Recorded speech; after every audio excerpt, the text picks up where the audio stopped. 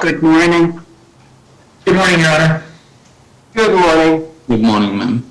Patru versus Shava, 21767 DC. Good morning, Your Honor. John Bell on behalf of the plaintiff, Mr. Venkata Satish Patru. Just so the court's aware, he is present on Zoom. He does go by Satish, so if you hear people call him Satish, it's his middle name, but that's what he goes by. Okay, thank you. Good morning. And Mr. Finley? Good morning, Your Honor. Dan Finley, I do appear before you on behalf of my client, who is the lady sitting right behind me. Okay. Ms. Good Shava. morning. And I understand that counsel have talked this morning. Have you been able to reach any agreements on any issues? I think the one issue that we did discuss and we have an agreement on is to go forward with the trial without the interpreter at this point. The interpreter is only needed for Mr. Patru and Ms. Shava's parents, understanding that they both speak Telugu and there's 26 different languages in India.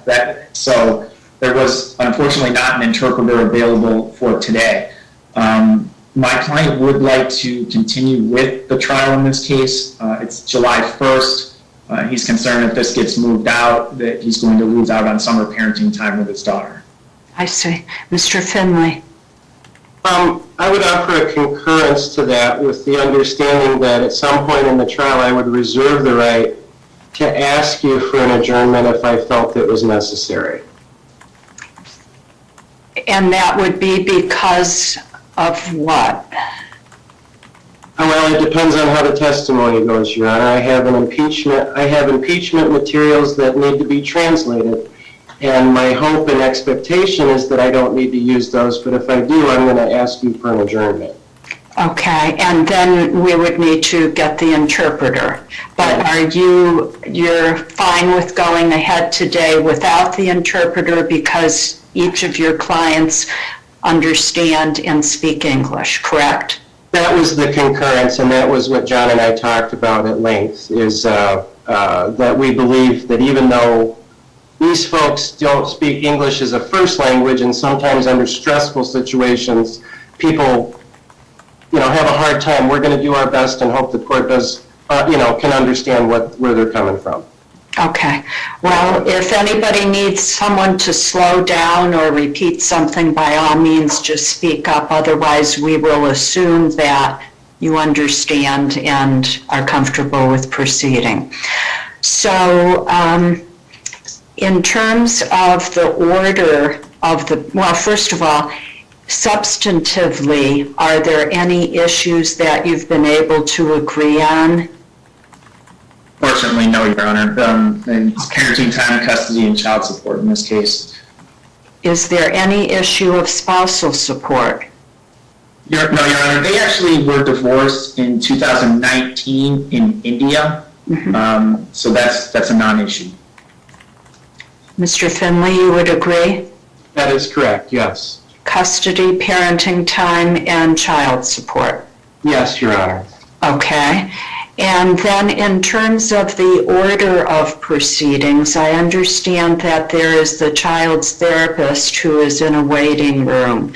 So I'm not sure who is calling that individual and if there was a request to take that person out of order. And I don't know if you want to each make opening statements or rely on the court's knowledge of this case thus far.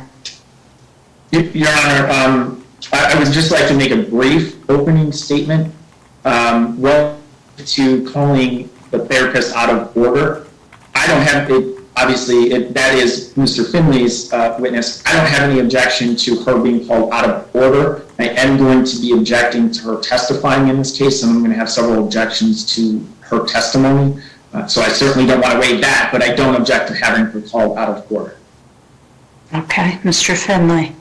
The only thing I would add or really ask the court is, in terms of screen sharing technology, is that just available to the examiner, or do I have to ask in between, can I share the screen? If I need to ask her about a document and share with everybody what I'm looking at. You're asking if you need to ask me permission or ask the court recorder for that ability. Ms. Bachman, is that something that you could just provide to the attorneys so they can share the screen? Or I'm not sure even how that works. Yes, Your Honor, on Zoom, I actually have it disabled that where anyone can share the screen. So, Mr. Finley, Oh, I see. you have access to it without needing to. Okay, wonderful. Thank you for clarifying. I will reserve opening and just ask to proceed with the witness. Okay, so why don't we discuss the testimony, whether the therapist should testify? We'll get to that issue first. Okay.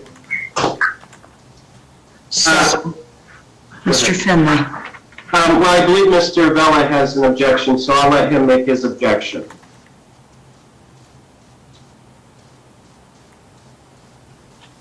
Your Honor, I do have the objection to the therapist testifying for a couple of these different reasons. One, I don't think it's going to be relevant to the issue at hand, and the reason why I say that is because it's my understanding that this therapist has only met with the minor child in this case. Her name is Viha.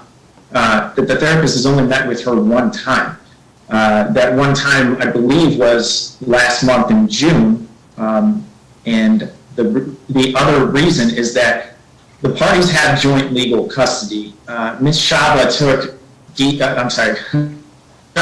Viha to this therapist without informing Mr. Petru.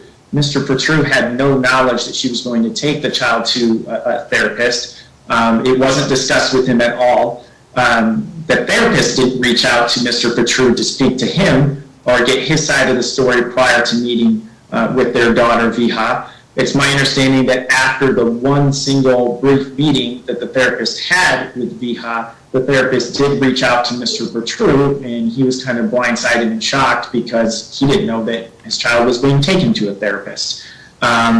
So at this point, we have two parties who have joint legal custody, and one of them takes the child to a therapist, obviously in preparation for trial, without it informing the other party, meaning Mr. Petru didn't get a chance prior to the therapist meeting with the child to talk to the therapist, to give his input, to express his concerns regarding parenting time.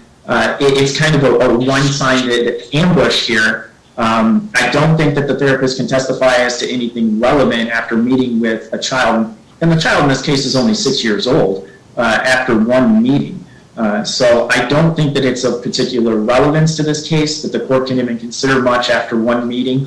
And certainly the court should consider the fact that this is not something that was done like months ago where, that Ms. Shava believed, oh, she needs therapy. It was just in preparation for trial without any notice to Mr. Petru.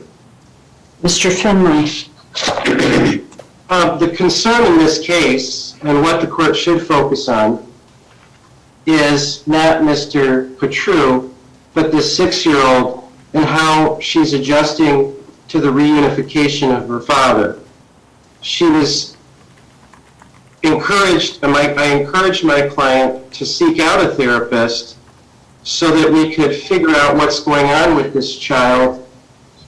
And unfortunately, I gave her an Excel sheet full of names, including all the names from the 2018 Mental Health Legal Professionals Conference. And my client went through that entire list. And fortunately, she found somebody. Under the Thames case, my client is allowed to waive privilege for purposes of this proceeding. She's not only an expert witness, she can also be a factual witness.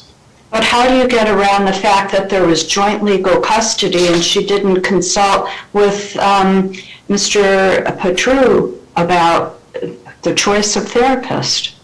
Why should she have, the advantage of calling the therapist when there was no consultation with Mr. Vela between counsel, apparently? Is that correct, Mr. Vela?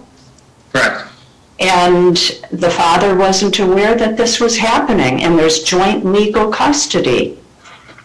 As I understand, Your Honor, and we can clarify through the therapist, the information was presented and there were attempts made. And maybe my client can speak to this. Well, she's not a witness yet. She hasn't been sworn. I want to hear from you, Mr. Finley. Okay. I gave Mr. Vella the information, and he's had an opportunity to talk to her. His client has had an opportunity to talk to the therapist. So you told Mr. Vella in advance that you were going to have the child sent to a therapist, gave your client a list of names, and that the parties would consult about who they were going to choose? No, Your Honor, you're correct in that. Then why should you be allowed to call this person? Because she was named on my witness list and I complied with the scheduling order. Well, you know, Mr. Vella, I am going to allow her to testify because you may want to cross-examine her so you could establish a record that the mother apparently violated the principles of joint legal custody. And, you know, the fact that she only met with the child once may make any of her testimony marginally relevant, but I think that, that there may be some evidentiary value to the fact that she was consulted and the child was brought to her without Mr. Petru's knowledge or consent. And Your Honor, my intent was to elicit that testimony from Ms. Chaba and Mr. Petru. I don't believe I need the therapist to testify that, Ms. Chaba took the child to a therapist without informing Mr. Petru.